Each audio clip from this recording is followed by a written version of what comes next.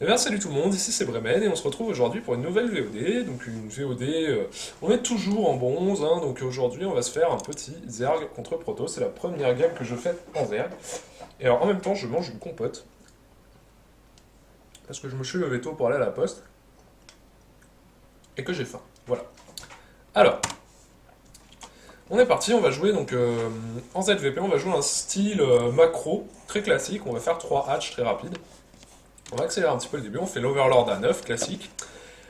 On va commencer, donc on va pas faire une hatch first, hein, ce qui se fait pas forcément contre Protoss. On va d'abord faire, on va faire une pull first, pour être safe, contre d'éventuels proxy gate ou photon rush, qui se voit assez souvent hein, contre Zerg. Vous voyez, je fais la hatch derrière. Hop. Ensuite, on part sur la hatch à 15. Donc là, j'accélère, hein, parce que bon, le début de partie, voilà, c'est pas... Je vais vous mettre la prod, hein, tac. Voilà, donc on met la hatch à 15. On envoie l'over à 15 également, alors à 15.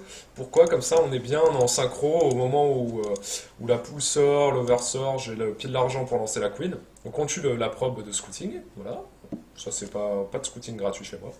On place ces overs autour de la base de l'adversaire. Bah, simplement pour aller le scouter quand on jugera ça nécessaire. Une fois que la première queen est finie, on envoie un drone prendre la B3. Bon, j'ai envoyé un petit peu tard, c'est pas très grave. Et on enchaîne sur la deuxième queen. Donc cette queen là, on la transfère ici pour gagner du temps, hein, parce que si on la laisse ici et qu'on construit, bah, la queen là, on va perdre un peu de temps. Et ça me permet de gagner un peu de temps sur les injects également. Là, je vois qu'il y a une forge ici, donc je me dis, bon bah écoute, là j'ai aucun problème. Hein. J'aurais pu lancer le Bata Roach plus tôt, mais je vais pas le faire, parce que bah, j'en ai pas besoin, tout simplement. Hop. Donc, on a la troisième queen qui est lancée ici, qui va me permettre de faire bah, des crypt tumeurs et puis d'aller injecter ici.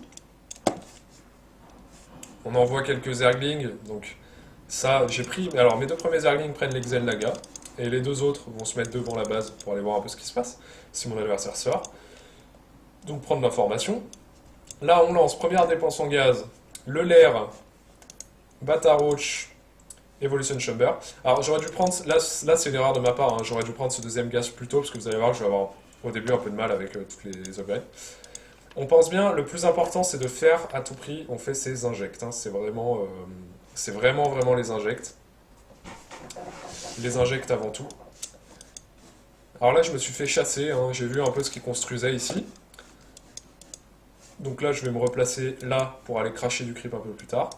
Je vois qu'il y a une B2, donc que mon adversaire ne va pas me all-in sur B1. Hein, ça arrive très souvent en bronze. Donc on continue bien les injects, on drone tranquillement. On lance un peu tout, hein, Hydra Roach, c'est le mix classique avec la portée. Alors, il faut savoir que là, moi je sais qu'il y a robot. Donc en face, comme la B2 est assez late, je sais que il y aura probablement pas Colossus avant un long moment. Parce que en fait, je vais mettre un petit peu sur pause pour expliquer ce qui se passe. Sa B2 se termine très très tard, hein, 9 minutes 30, il a à peine une probe dessus. J'ai vu qu'il y avait le robot. Le souci c'est que quand on est que sur B1, on peut faire, ça existe, hein, les all-in Colossus sur B1, pas contre Zerg mais contre Protoss et ça ne se voit plus du tout. Le problème c'est qu'à côté on n'a aucune unité, donc j'ai pas besoin de corrupteurs pour défendre les Colossus. Hein.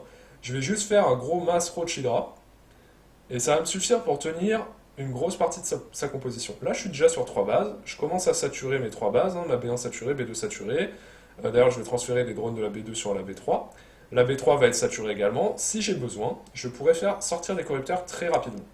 Tout simplement. Donc là, vous voyez, je crache du creep ici. Alors, j'avais demandé à celui-là d'en cracher aussi, mais j'ai dû misclick en fait. Et du coup, bon, bah, il crache pas de creep. Cracher du creep, c'est assez important contre Protoss et même contre Terran, hein, parce que ça vous fait gagner du temps. Le creep, ça met beaucoup de temps à s'en aller. Et les adversaires ne peuvent pas poser de bâtiment quand on pose du creep. Hein. Donc là, vous voyez, bon, bah, moi j'étends mon mucus, hein, tranquillement. Il faut avant tout prioriser les injections. Vous voyez que mes queens n'ont pas énormément d'énergie. Celle-là, elle est toujours à 6-7. Elle a un petit retard parce que j'avais oublié d'injecter pendant un petit moment.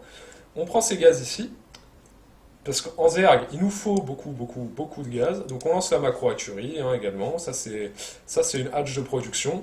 Parce que vous voyez que j'ai beaucoup d'argent. Mais j'ai beaucoup d'argent parce que j'ai pas besoin vraiment de produire. Là, comme je suis saturé sur mes trois bases, je commence à produire des roaches au cas où. J'en ai pas forcément besoin parce que là, vous voyez, j'ai rien vu sortir ici. J'ai rien vu sortir ici. J'ai rien vu passer là. J'ai rien vu passer là. Donc, a priori, il n'y a pas trop de soucis à se faire. Je prends la B4.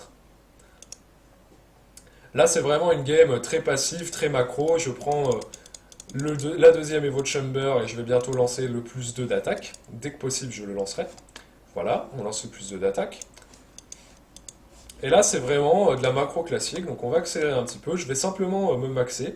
Là, vous voyez, je ne produis pas d'unité parce que j'en ai pas besoin. En Zerg, il faut bien se rendre compte qu'on peut produire d'un coup énormément de population.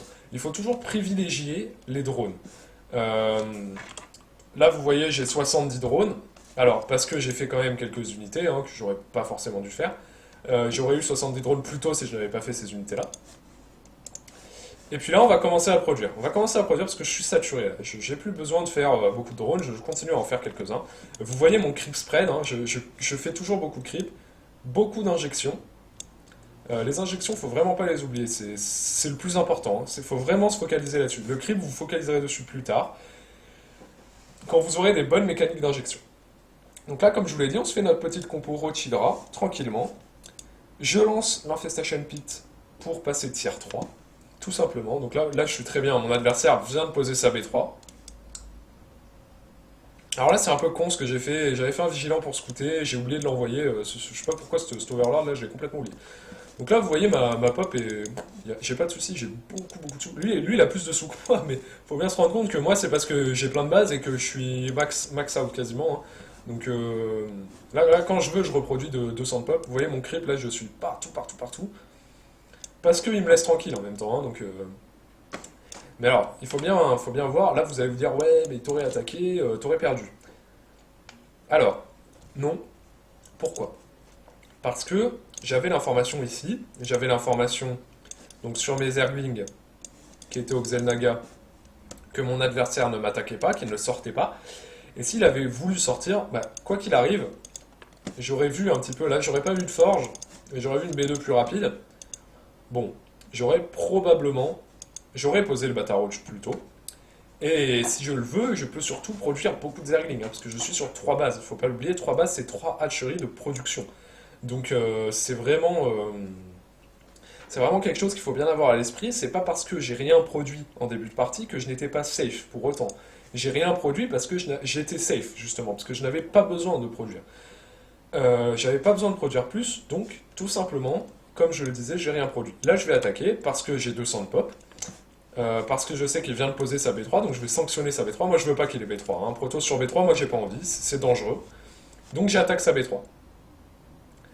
Alors là, je vois, en plus, je peux scouter sa compo, Void Ray, Immortel, Colosse, Void Ray, Immortel et Stalker, j'ai la compo parfaite, hein. Hydra, ça contre très bien cette composition. Et là, vous voyez, bah, moi, à côté, je continue, hein, de faire des injections.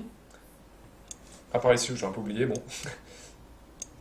Et j'attaque sa B2, tranquillement, j'ai du creep vraiment partout, là je vois tout, hein, il peut vraiment rien me faire. Et en même temps, j'ai lancé, comme vous avez vu, donc la Spire avec les Broodlords, la Greater Spire, pour switch sur Broodlord, au cas où je vois au cas où déjà je perds toute mon armée contre des colosses. Si jamais il y a colosse, alors si je vois que je peux pas faire de dommages, en général je back. Si je ne peux pas backer, je trade toute mon armée contre son armée. C'est assez rentable pour moi, parce que à ce moment-là, j'ai 5 bases, hein, quand même. Et après, je transitionne sur énormément de Broodlord. Broodlord corrupteur, donc là il va encore falloir savoir faire la part des choses entre corrupteurs, le nombre de corrupteurs, le nombre de Broodlord, hein, pour ne pas perdre tous ces Broodlords inutilement, contre des Void Ray ou des Phoenix. Et voilà. Alors, la race Zerg, c'est vraiment une race où il faut savoir faire la part des choses, et pour ça il faut prendre l'information. Donc moi ici, l'information, je l'avais, hein, parce que j'ai vu qu'il avait fait fort, j'ai vu qu'il avait fait robot, j'ai vu qu'il avait B2 très tard, donc il pouvait pas vraiment m'attaquer parce que quoi qu'il arrive, en fait, j'ai pas eu besoin d'overreact parce que j'ai vu qu'avec une B2 très tard, il a simplement pas l'économie pour m'attaquer. C'est pas possible, il va juste perdre. Moi j'ai 3 bases, il en a qu'une, hein, potentiellement, donc c'est pas possible pour lui de m'attaquer. Donc je savais que j'étais safe, que je pouvais faire beaucoup de drones. Quand vous ne savez pas si vous êtes safe ou pas, évitez de balancer trop de drones d'un coup. En général, le problème à bas niveau, c'est que les joueurs à bas niveau vont balancer, on leur dit ouais, faites des drones, ils vont se retrouver avec masse drone, sauf qu'ils ont plus de larves parce que leurs injections ne sont pas déjà parfaites, hein. Bon, les miennes, vous voyez, elles sont pas parfaites, mais j'arrive quand même à rester très très low énergie jusqu'à 17 minutes de jeu, hein. Mais vous allez devoir prac pendant un bon moment avant d'arriver à un niveau comme ça. Donc je dis pas que mon niveau est exceptionnel, bien sûr, mais c'est de la pratique ça, hein. C'est pas instantané, vous n'allez pas arriver à faire des injects comme les miennes, hein, tout simplement, qui sont déjà pas bon, exceptionnels, comme je le dis, mais vous allez devoir travailler pour ça. Donc pensez bien à vous focaliser sur les injections avant tout, pas forcément sur le creep avancez-le un petit peu, bon voilà, c'est pas la priorité absolue contre Protoss. Focalisez-vous surtout sur les injections. Euh, de même, donc, si vous n'êtes pas sûr que votre adversaire vous attaque ou pas, ne dépensez pas toutes vos larves en drone. Et pensez à avoir des unités pour prendre l'information. Donc des Zerglings au Xel'Naga, des Overlords un petit peu avancés. C'est pas très grave si vous les perdez du moment que vous avez des Overlords d'avance. Vous pouvez mettre un Overlord ici, par exemple, votre adversaire ne le verra pas. Des over ici, votre adversaire ne pourra pas les voir à moins qu'il soit là-haut. Donc voilà, tout ça c'est des petits tricks à savoir. En réact, c'est vraiment la prise d'information avant tout.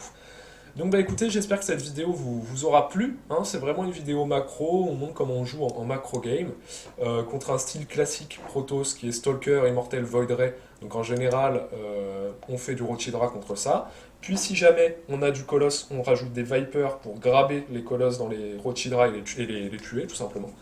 Donc voilà, j'espère que cette vidéo vous aura plu, et puis bah, je vous retrouve très très bientôt pour une nouvelle vidéo. Des bisous à tous, et bonne journée à tous, bon courage sur le ladder.